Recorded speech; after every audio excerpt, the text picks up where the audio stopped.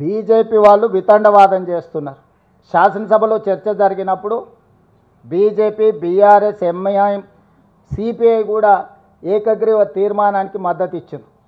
రాష్ట్ర బీజేపీ శాసనసభ్యులు ఒక పక్కన మద్దతు ఇస్తుంటే, కేంద్ర బీజేపీ తాత్సారం చేస్తుంటే, నూతనంగా నియామకం ద్వారా తెలంగాణ రాష్ట్ర అధ్యక్షుడిగా మారిన రామచంద్రరావు గారు, మీరు ఎలా చేస్తారు, మీరు హామీ ఇచ్చుకుంటే మీరే చేసుకోండి, లేకపోతే ముస్లింలను రిజర్వేషన్ల నుంచి తొలగించండి అని చెప్పి వితండవాదం చేస్తున్నాడు.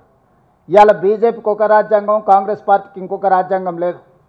డాక్టర్ బాబాసాహెబ్ అంబేద్కర్ గారు ఇచ్చిన రాజ్యాంగం దేశ ప్రజలందరికీ ఒక్కటే. ఆ రాజ్యాంగానికి లోబడే ఈరోజు రిజర్వేషన్లు పెంచాలి అని అంటున్నాం.